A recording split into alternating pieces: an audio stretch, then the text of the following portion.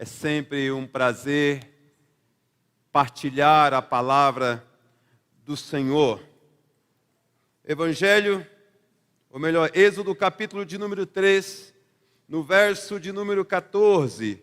O texto diz assim: Disse Deus a Moisés: Eu sou o que sou. Disse mais: Assim dirás aos filhos de Israel: Eu sou, me enviou a vós outros.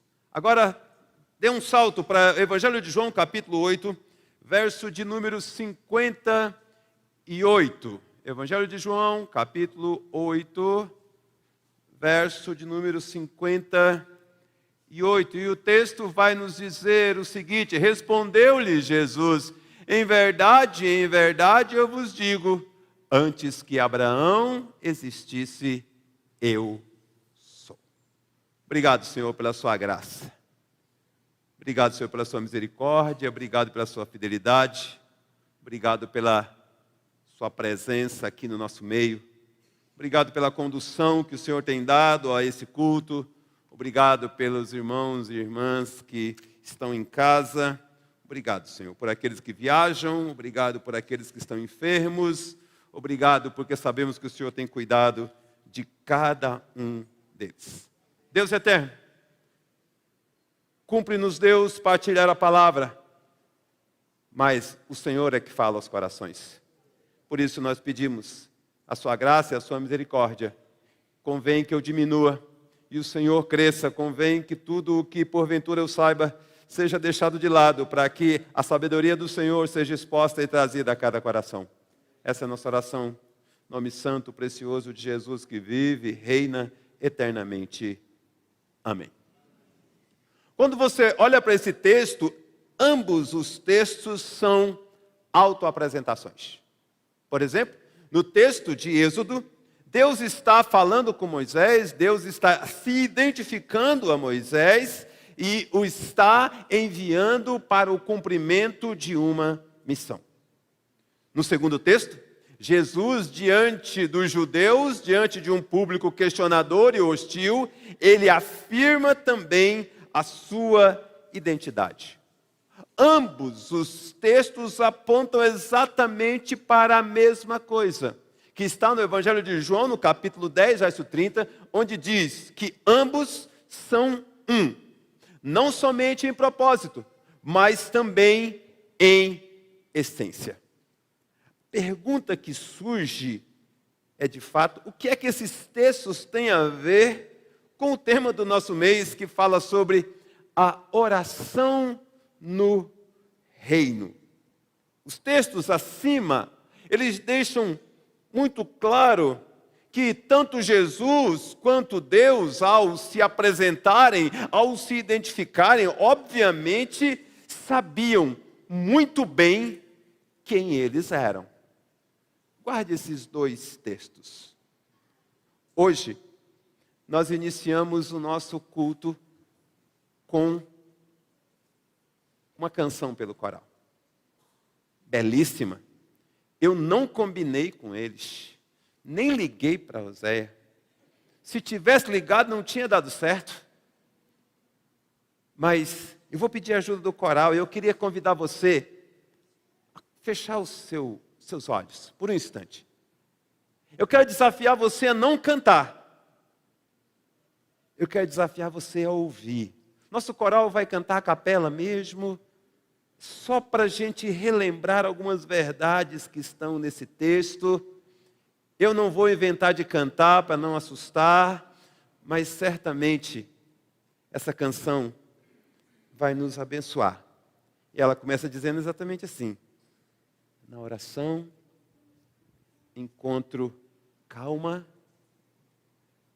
Na oração, encontro paz. Feche os seus olhos.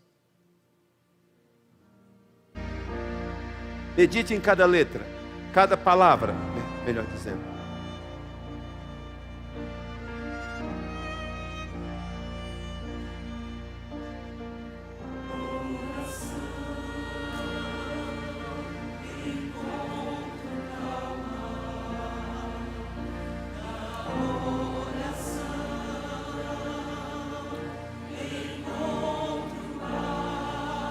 como você chegou aqui hoje. Como você está nesse exato momento.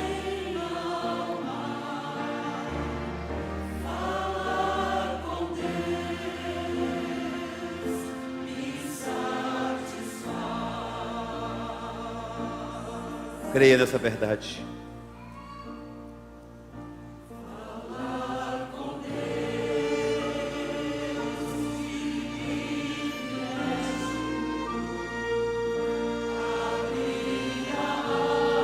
Se derrame na presença do Criador.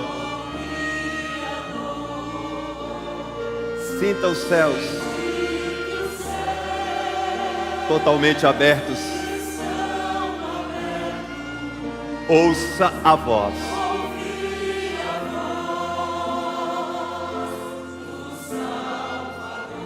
Declare para você mesmo que Ele é grande.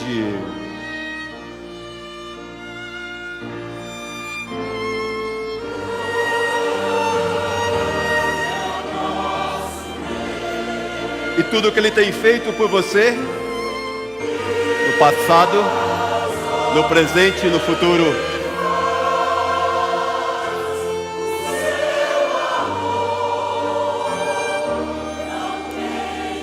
ah, perdão maravilhoso.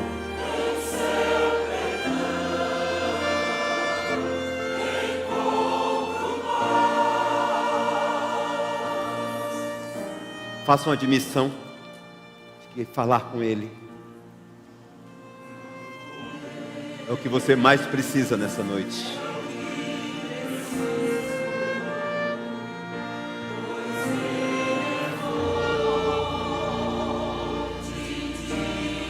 Ele dá sentido à sua vida e à sua história.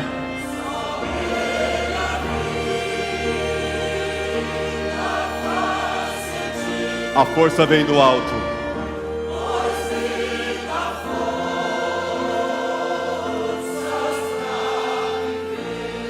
Oh Deus grande, Deus maravilhoso, Deus sublime.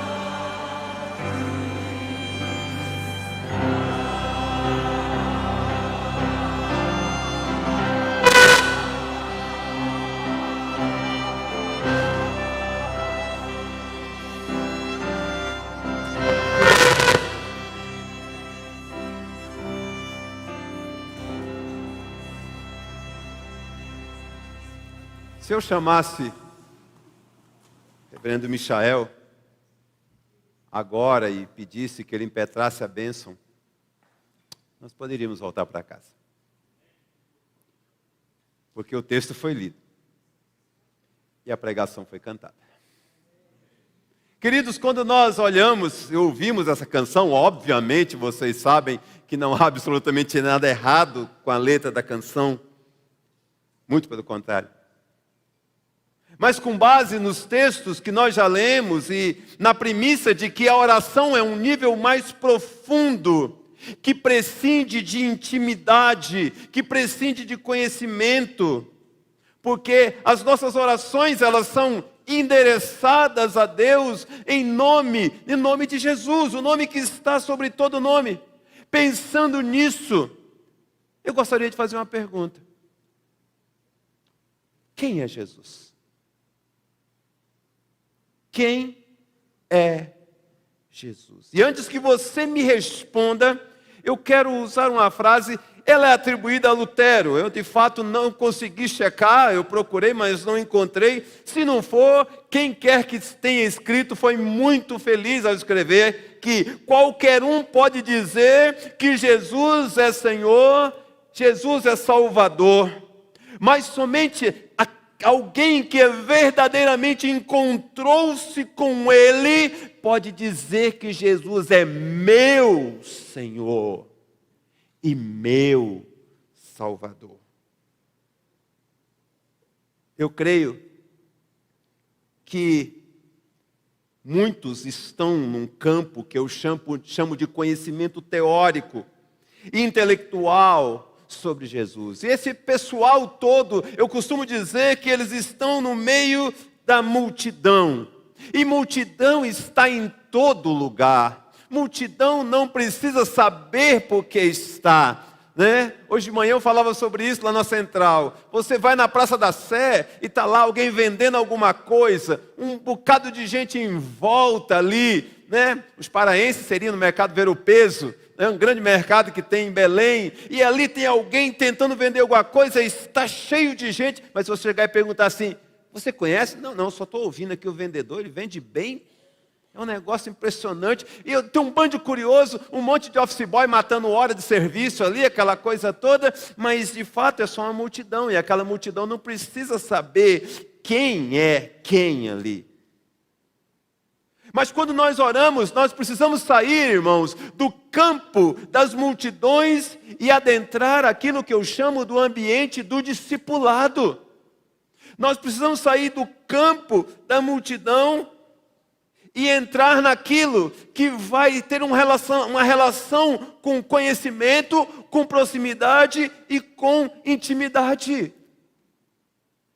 Se você for uma pessoa sábia, você jamais vai abrir o seu coração para estranhos. Você jamais vai compartilhar a sua vida com desconhecidos. Se bem que hoje em dia é um negócio de louco, como diz o povo lá da roça. O pessoal vai para a internet e conta a vida. Abre o coração. É um troço, eu fico abismado, gente, né? Na igreja que eu pastoreava no Pará, um dia, muito chateado com esse negócio, fui para frente e disse, o irmão e a irmã que postar na internet que não está bem, que está com problema, que não sabe o que fazer, eu vou printar a tela, fazer uma denúncia, apresentar no conselho de disciplinar, por ser burro, por colocar a vida num lugar que não é para colocar, por se expor onde não deve expor. Mas tem gente que faz. Só que quando eu estou falando da seara, do campo do conhecimento, da proximidade, da intimidade, o crente fiel só pode orar a Jesus, mas não pode orar se não o conhecer. Vai dizer, como assim? Como assim? Sabe por quê, meus queridos? Essa fala, quem é Jesus, ela tem sido uma fala que tem norteado as minhas devocionais esse ano no Mackenzie. Eu escolhi o livro de João e vou falar desse livro até o final do ano. Porque João foi escrito para isso. João foi escrito para dizer quem é Jesus. Mas ao contrário do que as pessoas quando pedem um conselho dizem assim, que livro eu começo a ler a Bíblia? O pessoal fala assim, comece por João que é o mais fácil. Ô gente, isso é fake news. João passa longe de ser o livro mais fácil. Se tivesse um livro mais fácil, manda logo para Marcos, porque Marcos não é complicado, mas João é extremamente complicado. Mas João é extremamente profundo. Mas João é aquele que de fato é uma carta de apresentação de quem é Jesus. E eu quero propor para vocês uma série de enunciados nessa noite. E veja se o conhecimento que você tem sobre Jesus se encaixa naquilo que a palavra de Deus diz que Ele é. Porque senão nós vamos estar no campo teórico. Nós vamos falar o que todo mundo fala, vamos reverberar o que todo mundo fala por aí. Eu posso perguntar para Leandro Carnal ou Mário Sérgio Cortella quem é Jesus, eles me darão uma definição sensacional e muito melhor que muitos teólogos poderiam dar. Mas se eu perguntar para eles o que Jesus significa para eles, aí são outros 500. É uma outra história. Nós precisamos sair do campo do intelecto e descer para o campo do significado. Porque quando Jesus tem significado, as mudanças acontecem nas nossas vidas. Enquanto ele ficar só aqui, você é só mais uma pessoa inteligente. Você é só mais uma pessoa que sabe quem ele é, porque os livros te disseram. Nessa noite, volte os seus olhos agora, volte algumas páginas no Evangelho de João, vai lá para o capítulo 1, provavelmente um dos capítulos mais complicados que se tem para falar de Jesus. Contudo, nós não vamos adentrar a seara teológica hoje. Nós não vamos mexer com trindade, não vamos mexer com encarnação no sentido mais explícito da teologia, mas eu quero convidar você a pensar e olhar de uma maneira prática e definir e buscar respostas para você sobre quem é Jesus. Porque nós temos aqui nessa igreja em torno de 1.300 pessoas, é isso mais ou menos que nós temos. Eu vou dar um chute bem alto. Se você sentasse com os 1.300 e começasse a perguntar para cada um o que é Jesus, 70% não teria uma resposta que de fato tenha significado para a história. Simplesmente diriam o que todo mundo já disse. Ou simplesmente falaria o que todo mundo já falou. Não tem aquelas coisas na escola, quando você fala assim, tal coisa, a pessoa fala, é tal. O outro que vem atrás diz, é a mesminha, concordo com ele? Ia ser mais ou menos assim. Meus queridos, quem é Jesus? Olha o verso 1, no princípio era o verbo e o verbo estava com Deus e o verbo era Deus. Não sei se é fácil demais, né? Se você quiser um texto para complicar a sua vida, você vai para João 1:1. Só nele você fica 10 anos da sua história. Porque é um dos textos mais profundos que tem sobre a cristologia. É um dos textos mais grandiosos que se fala sobre Jesus. É um dos textos que para nós reformados, para nós protestantes, é aquilo que vai embasar toda a nossa crença de que Jesus de fato é Deus. De fato, Jesus não é um Deus. E não é uma criatura. Não, Ele é o Deus Todo-Poderoso. Quando eu olho para isso, no princípio era o verbo, e o verbo estava com Deus, e o verbo era Deus, eu poderia dizer, no princípio era Jesus. Jesus estava com Deus, porque Ele era o próprio Deus. E eu olho para isso e a pergunta é, quem é Jesus? Jesus é o Deus que desceu do céu para me encontrar.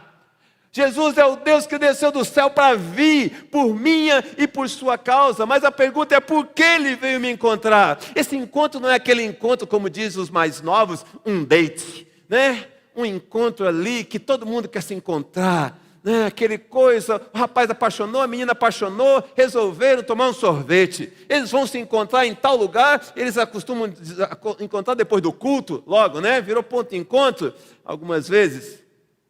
E aí eles saem. Não é esse encontro. Esse Deus que desceu do céu para me encontrar é aquele Deus que vem atrás de mim. Ele vem para me buscar. Mas por que Ele vem me encontrar? Ele vem me encontrar porque eu estava perdido? Por que Ele veio me encontrar? Porque eu não poderia encontrá-lo por mim mesmo? Por que Ele veio me encontrar? Porque eu não queria encontrá-lo. De jeito nenhum. Spurgeon vai dizer que a única certeza que ele é um eleito de Deus é que se dependesse dele escolher seguir a Deus, ele não faria nunca um negócio desse. Eu também não.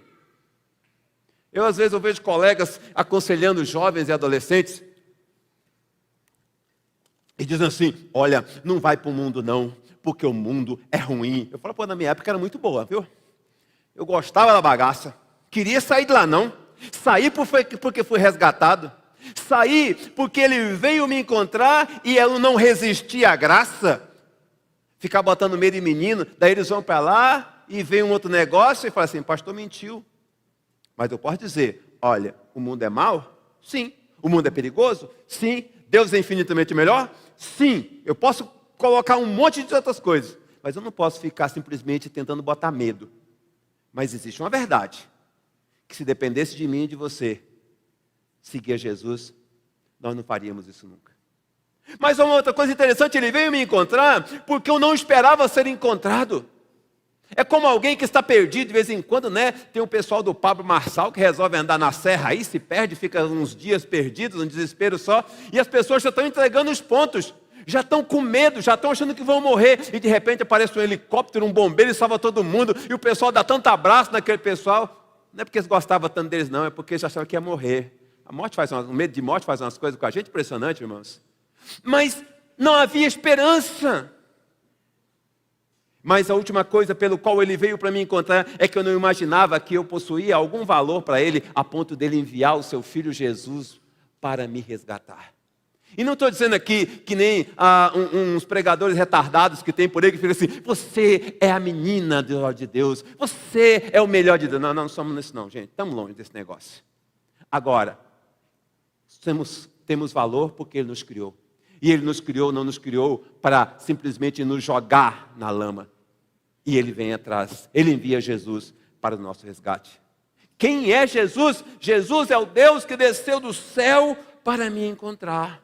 Mas o texto de João prossegue, nos versos 2 e 3 diz assim, ele estava no princípio com Deus, todas as coisas foram feitas por intermédio dele, e sem ele, nada do que foi feito se fez. Quando você combina esse texto com Filipenses, capítulo 2, verso de número 7, que vai nos dar uma visão simplesmente maravilhosa do que é a encarnação do Senhor Jesus. O texto de Filipenses 2,7 vai dizer, antes a si mesmo se esvaziou, assumindo a forma de servo, tornando-se em semelhança de homens e reconhecido em figura humana. Essa é a kenosis, a doutrina do esvaziamento. O Deus que desceu do céu para me encontrar, agora é o Criador que veio habitar com a criação.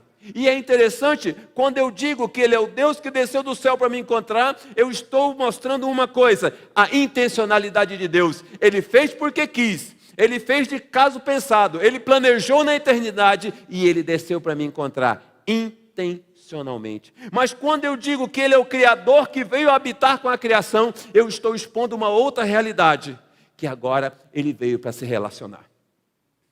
Procure no panteão dos deuses. Procure aí no livro das religiões. Procure um Deus que decidiu descer, um Deus que decidiu se relacionar. Você não encontra. Quando você pensa nos meninos maluquinhos do Olimpo, que eram os deuses gregos, ou eles desciam para matar todo mundo, ou eles desciam para se aproveitar da criação deles. Nunca para resgate, nunca para relacionamento. O texto caminha. O texto vai nos dizer nos versos 4, 5 e 9, a vida estava nele, a vida era a luz dos homens, a vida resplandece nas trevas e as trevas não prevaleceram contra ela. A saber, a verdadeira luz que vindo ao mundo ilumina todo homem. A pergunta, quem é Jesus? Ela é respondida assim, Jesus é a vida que ressuscita os mortos.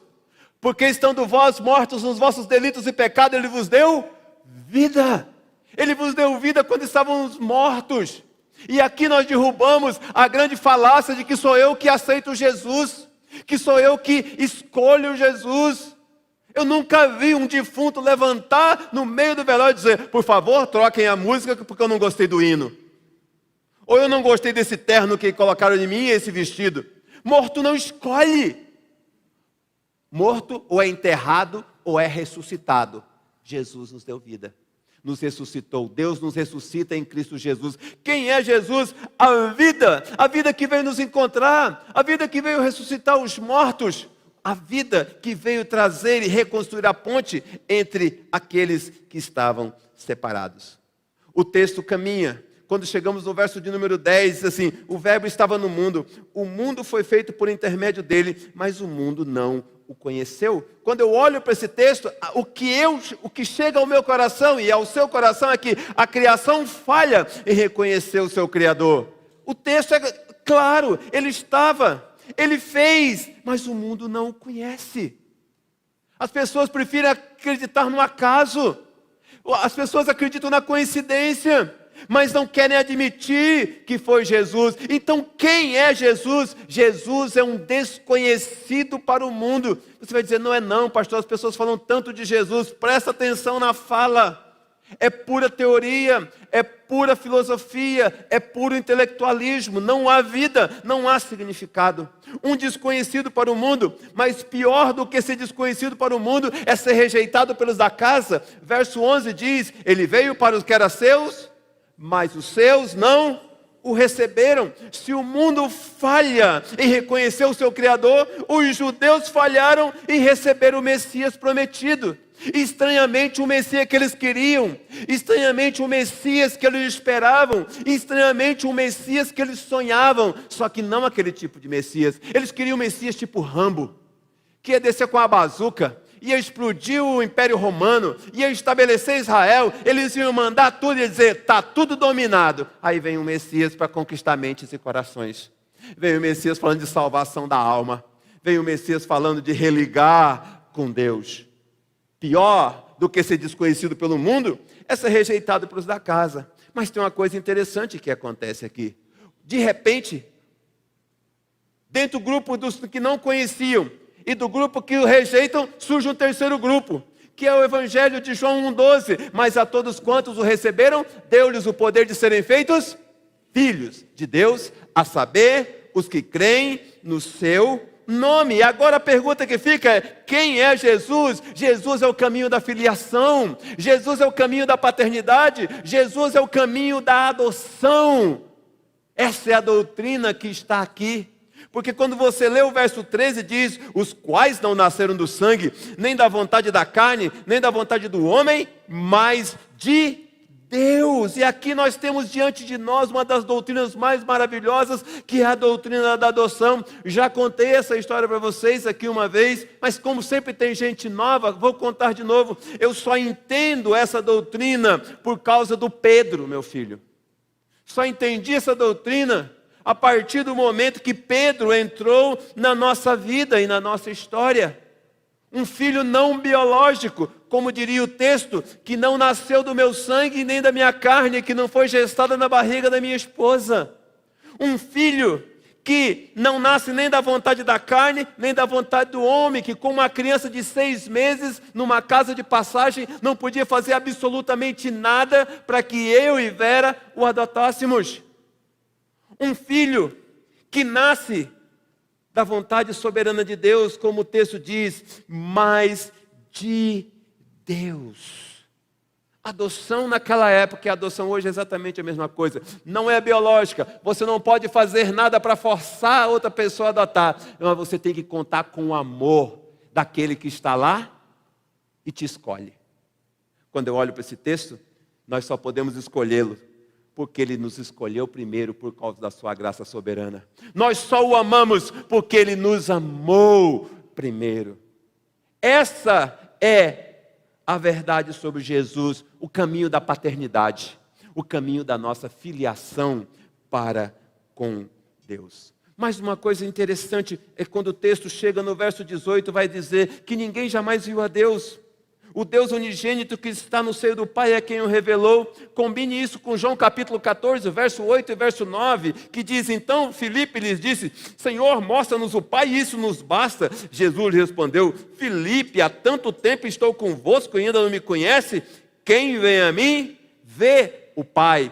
Como pode dizer, mostra-nos o Pai? Ou eu vou para Hebreus capítulo 1, verso 3, que diz: Ele que é o resplendor da glória e a expressão exata do seu ser. Quando eu digo isso, eu estou dizendo que Jesus é a tradução perfeita de Deus para os homens. Os homens não o viam, os homens não tinham como ver, então Jesus diz: olhe para mim.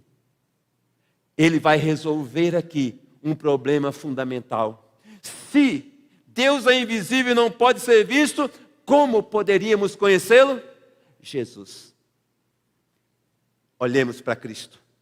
Aí você vai dizer, ai pastor, eu queria tanto que Jesus descesse para eu olhar para Ele. Irmão, não estamos com essa moral toda? Então nós vamos ter que recorrer à palavra de Deus. Mateus 5,39 diz, examinai, pois, as Escrituras, porque julgais ter nela a vida eterna, e são elas que testificam de mim. Você quer conhecer Jesus, quer saber quem é Jesus? Abra a sua Bíblia. Hoje pode ser no seu smartphone, pode ser sua Bíblia física. Tem Bíblia de tudo quanto é jeito. O problema é que está empoeirada do mesmo jeito de vez em quando, porque o povo não abre. Mas você consegue. É só ler. Está ali. Mas o texto vai andando. E à medida que ele anda, eu poderia gastar uma noite aqui definindo Jesus para vocês, baseado em João 1. Só em João 1.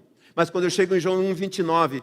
João vai dizer, eis o Cordeiro de Deus que tira o pecado do mundo. Mas eu vou dizer, no dia seguinte viu João Jesus que vinha para ele e disse, eis o Cordeiro de Deus. Quando você ouve esse texto, talvez para nós, na nossa cultura não tem muito sentido, mas quando um judeu ouvia a palavra Cordeiro, eles sabiam exatamente o que era. Primeiro, porque era o símbolo pascal para eles. Segundo, porque todos os dias no templo, pela manhã e pela tarde, eles sacrificavam o Cordeiro.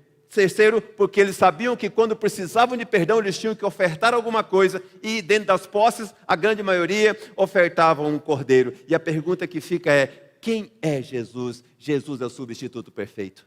Porque depois que ele é imolado, depois que ele morre, nenhum cordeiro mais morre, nenhum touro mais morre, ninguém mais morre. Porque ele veio e é isso aí mesmo, né? Ele nos substitui, o negócio quase não sai aqui. Estou que nem o presidente. Enfim, quando nós olhamos para essa realidade, ele nos substituiu. E você não precisa mais sacrificar nada. E você não precisa botar dinheiro no envelope para que um pastor charlatão ore para que você seja perdoado dos seus pecados. O substituto perfeito tomou o meu, o seu lugar. E certamente, esse é Jesus. Mas o texto prossegue e ele diz assim, eis o Cordeiro de Deus que tira o pecado do mundo. Tira, presente, ato contínuo, coisa diária, um perdão que está à disposição todos os dias. Porque quando ele tira o pecado, esse texto está dizendo que ele revela o pecado, ele nos resgata do pecado, remove o pecado, anula o pecado e perdoa os pecados. Isso de fato é a solução final. Quem é Jesus? É a solução final para o pecado. Pecado que não é perdoado é porque não foi confessado em nome de Jesus. Porque se for confessado, regado a arrependimento, certamente você e eu receberemos o perdão. O texto caminha. E nós chegamos então no verso de número 38. E diz assim, e Jesus voltando-se e vendo que o seguiam, disse-lhes, que buscais? Disseram, Rabi, que quer dizer mestres, onde assistes? Uma coisa interessante é que Jesus é pródigo em perguntas engraçadas. Ele chega para um cego e pergunta assim, o que você quer que eu te faça? Ele chega para um aleijado e pergunta, quer ser curado? Ele olha para trás, tem 2 seguidores e fala assim, o que vocês estão fazendo aí? Você vai dizer, é óbvio? Não, claro que não é. O cego poderia pedir uma esmola, o aleijado poderia pedir uma cadeira de roda, e os caras que vinham atrás podiam dizer, não, a gente queria saber se o senhor é poderosão mesmo. E para os 3 eles teriam uma resposta. Mas o cego disse que quer ver, o aleijado disse que quer andar, e os homens falam assim, Senhor, onde o Senhor ensina, onde o Senhor assiste? Quem é Jesus? Jesus é o questionador da nossa motivação em segui-lo. Por que a nossa motivação tem que ser questionada? Porque quando você não sabe por que você está seguindo, você também não tem dificuldades em desistir. Porque quando você não sabe quem está seguindo, não faz a menor diferença se aquela pessoa diz a verdade ou não diz a verdade. Ele questiona. Mas essa pergunta, o que buscais, poderia ser, o que vocês estão procurando? Ou, por que é que vocês estão aqui? Ou ainda, o que vocês querem realmente das suas vidas? Uma pergunta. Por que você está aqui hoje? por que você veio hoje aqui? Pois é, né, pastor? Se a gente não viesse aí, o pastor ia perceber. Pastor Maurinho não está aqui. Esse risco a gente não morre. Pô, dava para faltar. Não, pastor, mas se eu faltar, minha mãe vai buzinar a minha orelha. Meu marido, minha mulher, alguns poderiam dizer isso. Eu não estou julgando, mas eu já fui adolescente, gente. Domingo, 8 horas da manhã, tinha que pular. Ah, se não fosse. A gente ia meio na pressão, mas ia. Mas às vezes, nós estamos aqui, mas a cabeça está lá fora. O famoso crente girafa, né? Corpo na igreja, e a cabeça só Deus sabe onde. Acontece isso também. Jesus, o questionador da sua e da minha motivação em segui-lo, o texto prossegue, mas é interessante que quando esses homens respondem corretamente, queremos saber quem o Senhor é, queremos aprender da fonte primária, ele diz assim, vem e vê. Vem e veja. O que ele está dizendo de fato, meus irmãos e minhas irmãs, é que, vem, descubram, podem perguntar, podem investigar, não tenha pressa, tirem as suas próprias conclusões, vejam se o que eu digo condiz como eu vivo, olhem o que eu como, vejam como eu trato as pessoas ao meu redor. Você olha para esse texto e a resposta é, quem é Jesus? Jesus é aquele que não teme ser investigado por você, Jesus é aquele que não tem o que esconder de você, Jesus é aquele que está pronto a responder às suas perguntas, a tirar as suas dúvidas. Esse é Jesus. Não é como os líderes religiosos modernos que você não consegue chegar perto, que você não vai pedir uma oração e é quase um parto. Não! Esse Jesus chama os homens para perto, porque ele entende uma coisa: homens não podem ser empurrados, homens não podem ser conduzidos, homens precisam tomar decisões sábias, consistentes, porque senão não continuarão a caminhada. Tudo o que o ser humano às vezes precisa é um convite para a investigação. E Jesus diz, vem, vê, pergunta. Quem é Jesus? Aquele que não teme ser investigado, nem por mim e nem por você. Chegando ao final dessa fala, queridos, a pergunta é, quem é Jesus? Quando você chega no Evangelho de João, capítulo 1, verso 46, no encontro com Natanael. Natanael é uma daquelas figuras muito engraçadas, né, bem interessantes. O Filipe chega assim e fala assim, Natanael, encontramos o Messias. É mesmo, Filipe? Diz aí, onde é que o Messias mora? Mora em Nazaré. Espera aí, Filipe. Na boa. Pode vir alguma coisa que presta da porcaria de Nazaré? Foi mais ou menos isso que Natanael falou. O texto é, pode vir alguma coisa boa de Nazaré? Aí Filipe retoma a fala, só que de Jesus, e diz, vem e vê. Eu acho que é bom você ver, porque você está com uma atitude preconceituosa. Vem e vê. E de repente, o texto vai nos ensinar uma coisa, que Jesus é a surpresa de Deus para a nossa vida. Vindo e aparecendo para nós de onde a gente menos espera, de Nazaré da vida, das vilas brasilândias que tem por aí, da Baixada Fluminense, do nosso Nordeste sofrido, ou de pessoas que a gente acha que não fala direito o português, ou pessoas que não têm a mínima finesse, eles vão lá e falam de Jesus, nos apresentam o Cristo e nós somos abençoados. Alguém que entra na nossa história, dentro da nossa casa e faz uma oração muito simples. E nós somos de fato tocados pela graça de Deus. Quem é Jesus? Jesus é a surpresa para a nossa vida, porque quando Ele se manifesta, Ele faz isso de onde a gente menos espera. Quando a gente menos espera, usando quem Ele bem entende.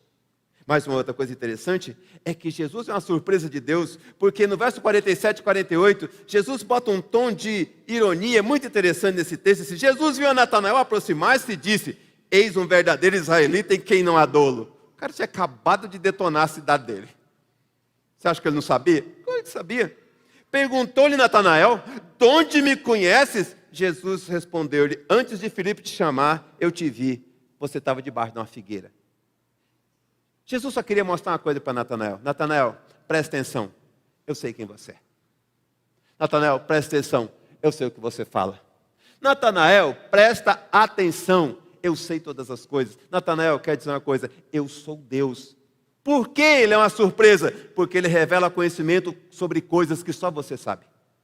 Você adentrou essa igreja nessa noite com perguntas no coração que só você fez. Você adentrou essa igreja nessa noite com dúvidas que só você tem. Você fez uma oração aqui que só você fez. E você não abriu a boca. Você nunca compartilhou isso com ninguém. Talvez você tenha chorado, mas você não compartilhou isso com ninguém. Jesus é aquele que vem para revelar conhecimento sobre coisas que só você sabe. Sabe, queridos, eu sou pastor por causa de uma dessas coisas. Eu me formei no Hospital Evangélico de Rio Verde, eu sou técnico em enfermagem. Depois fui para Recife, atrás de um rabo de saia, queria casar. E fui mesmo, o que me levou para Recife foi um rabo de saia. O poder de um rabo de saia, vocês não imaginam. E lá vou eu. Acabei não casando, fiquei por Recife, arranjei um bom emprego na Beneficência Portuguesa, passei em um concurso público federal, um menino ganhando muito dinheiro, e eu falei assim, quer saber esse negócio de missionário? Já era, vou nada, eu vou ganhar dinheiro.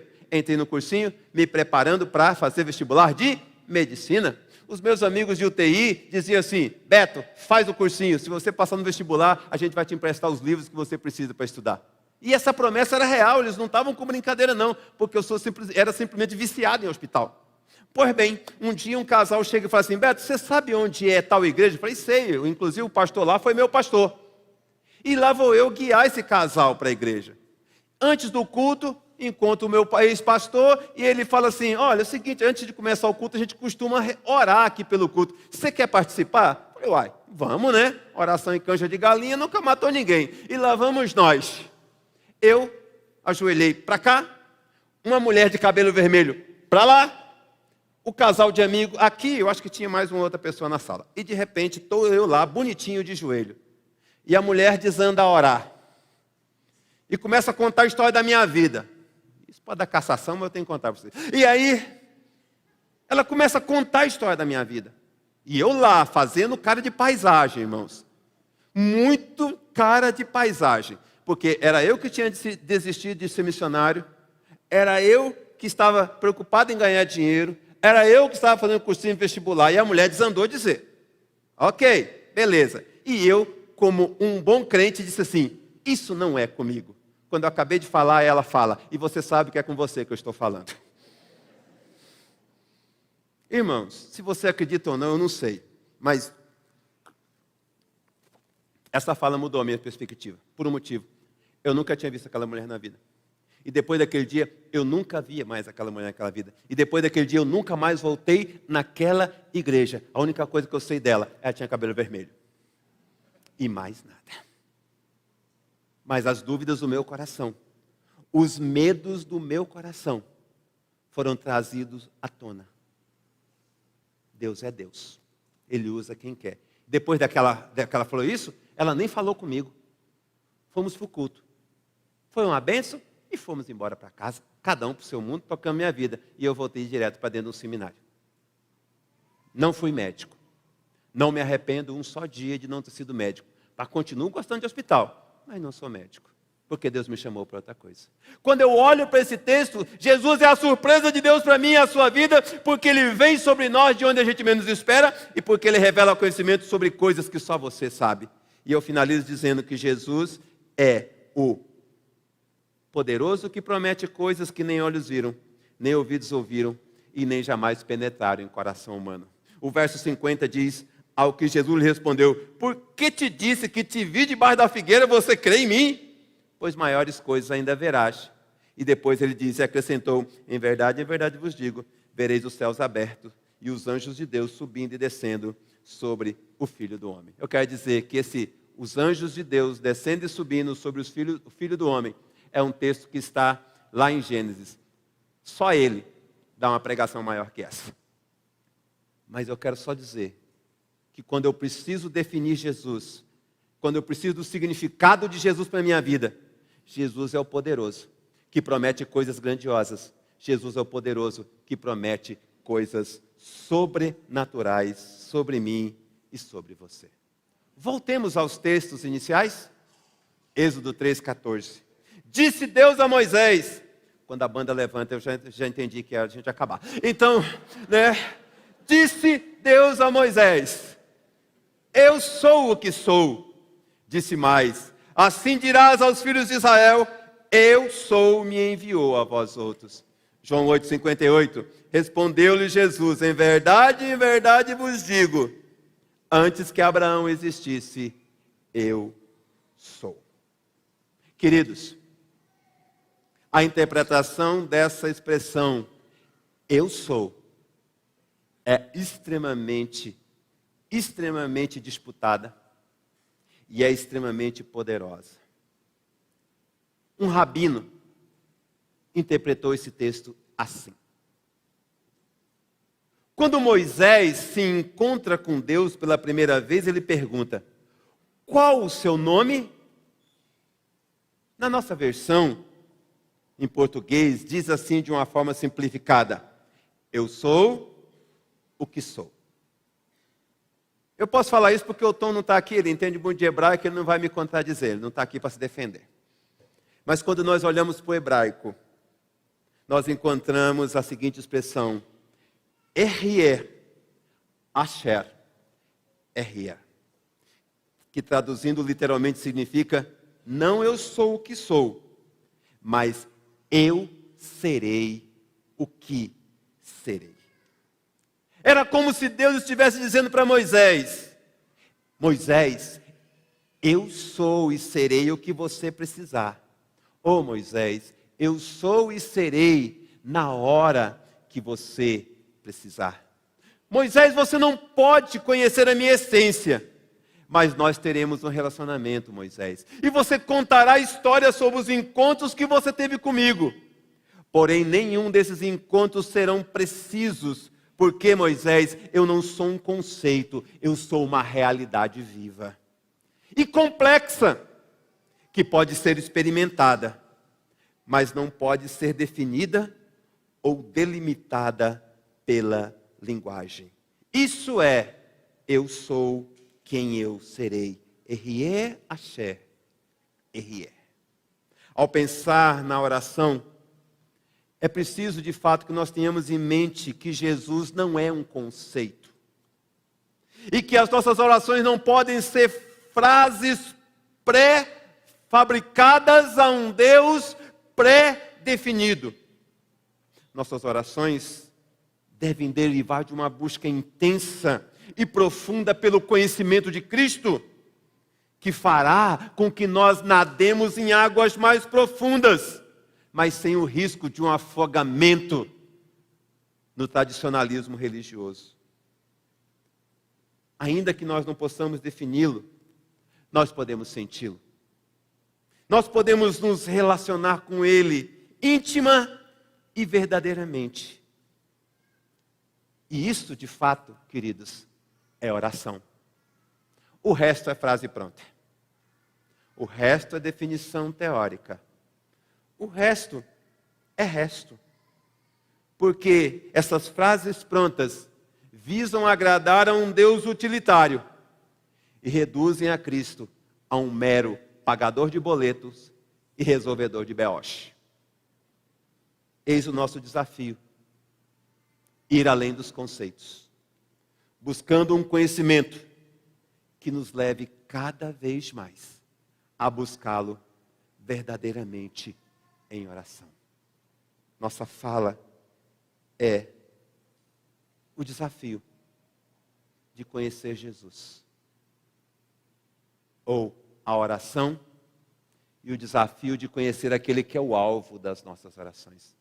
Porque muitas vezes nós estamos orando como se faz uma reza, uma repetição tola, uma repetição vã, uma repetição sem o menor sentido. Lembre-se, para cantar na oração enquanto calma, na oração enquanto paz, orar a Deus faz bem a alma, falar com Deus me satisfaz. Para cantar, falar com Deus, que privilégio, abrir a alma ao Criador, sentir que os céus estão abertos e ouvir a voz do Salvador. para cantar que grande é o nosso Deus e as obras que Ele faz, que o seu amor não tem limites e o seu perdão encontra paz. Para cantar que, para falar com Deus é o que eu preciso, pois Ele é fonte de poder, só nele a vida faz sentido, pois me dá forças para viver, eu preciso conhecê-lo. Eu preciso mergulhar profundamente nesse conhecimento, porque aí o projeto 24/7 não vai ser um suplício, e nós não teremos só 207 pessoas inscritas, nós teremos as 1.300 inscritas, mergulhando e buscando essa presença maravilhosa. Ouçamos a canção e depois nós vamos orar juntos.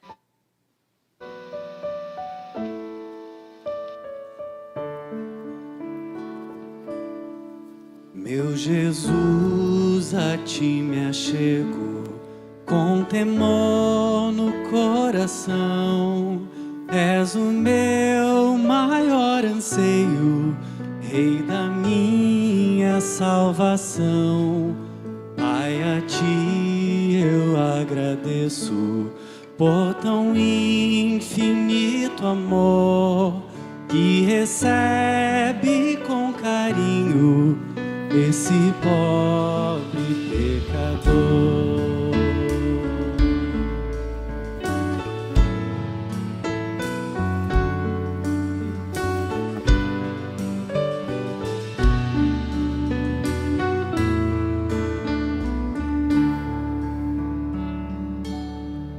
Boa é tua vontade de um onisciente Deus, que os meus planos sempre estejam conectados com os seus.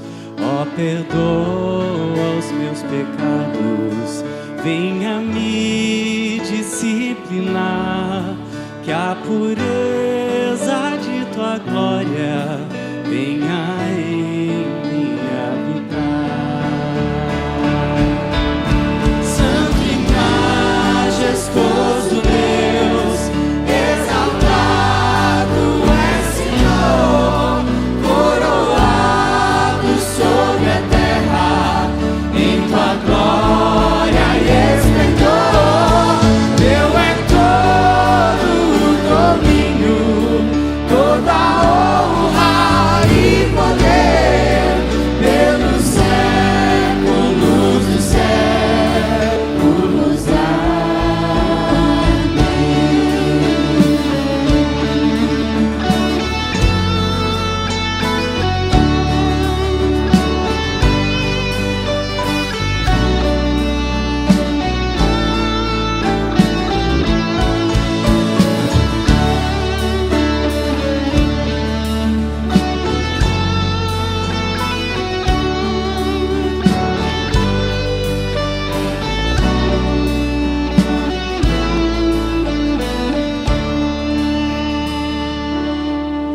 Sejas tu meu pensamento, ao dormir, ao acordar. Dá-me sede da palavra, sempre nela meditar. Faz de mim, pequeno Cristo, digno de ser filho teu, anunciando as boas novas, salvação que vem de Deus. Erga sua mão e adore Deus. Santo e majestoso Deus, exaltado é Senhor, coroado sobre a terra, em tua glória e esplendor. Teu é todo o domínio, toda a honra e poder, pelos